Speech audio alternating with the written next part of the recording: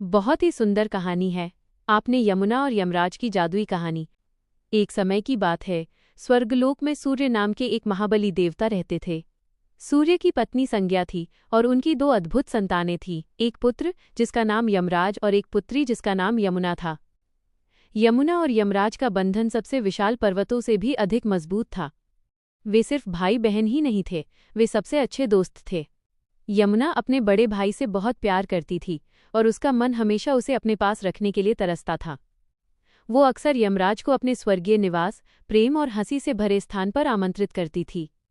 हर गुजरते दिन के साथ उनका बंधन और भी मजबूत होता गया, जो भाई बहनों के बीच अटूट प्रेम का प्रमाण था, जो सीमाओं और जिम्मेदारियों से परे था।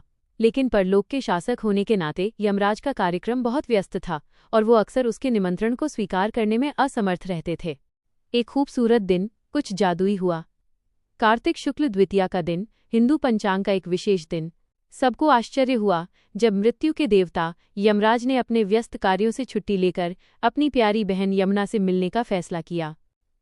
यमुना के स्वर्गलोक की ओर जाते हुए उन्होंने एक ऐसा कार्य किया जिससे देवता भी चकित रह गए। यमराज ने नरक के द्वार खोल दिए और वहां फंसी आत्माओं को मुक्त कर दिया।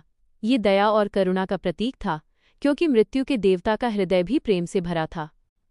अपने भाई के आगमन से अति प्रसन्न यमुना ने उनका अत्यंत आदर और प्रेम से स्वागत किया। उन्होंने अत्यंत शालीनता, भक्ति और गर्मजोशी के साथ उनका सम्मान किया। प्रेम पूर्वक तैयार किए गए नाना प्रकार के स्वादिष्ट व्यंजनों से दिव्य रसोई जीवंत हो उठी। दोनों साथ बैठकर भोज का आनंद लेने लगे। यमुना ने बड़े प्रेम से अपने भाई की सेवा की और उसके माथे पर पवित्र तिलक लगाया, जो उसके स्नेह और सम्मान का प्रतीक था। उसे इससे ज्यादा खुशी और क्या हो सकती थी। जैसे ही दिन ढलने लगा और यमराज के अपने कर्तव्यों पर लौटने का समय आया, उन्होंने यमुना की ओर मुड़कर कहा, मेरी प्यारी बहन, तुमने आज मुझे इतना प्यार और आतिथ्य दिखाया है। मैं बहुत प्रभावित हूँ। मुझसे कोई भी वरदान मांगो और वो मुझे मिल जाएगा।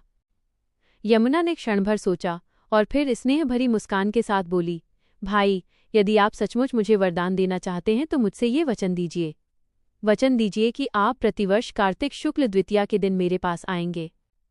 और ये भी बता दीजिए कि जो भी भाई इस दिन अपनी बहन के घर आएगा और जो भी बहन अपने भाई के माथे पर तिलक लगाकर उसे भोजन कराएगी, उसे आपका भय नहीं रहेगा। यमराज अपनी बहन के अनुरोध से प्रभावित होकर तुरंत मान गए, लेकिन उनके पास देने के लिए एक और उपहार था। उन्होंने कहा, और अपने आशीर्वाद के प्रतीक के रूप में मैं तुम्हें ये देता हूँ। यदि भाई बहन इस शुभ दिन यमुना नदी के पवित्र जल में डुबकी लगाएंगे तो मेरा प्रकोप उन पर कभी नहीं होगा। उस दिन के बाद से भाई बहन का रिश्ता और भी मजबूत हो गया।